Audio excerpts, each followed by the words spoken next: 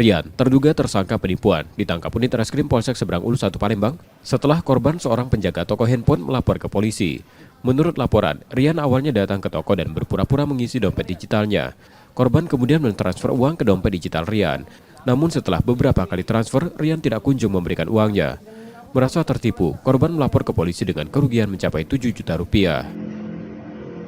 Aku nggak mau kasih uang transfer nomor rekening bos karena kan belum ada izin dari bos. Jadi aku minta cash.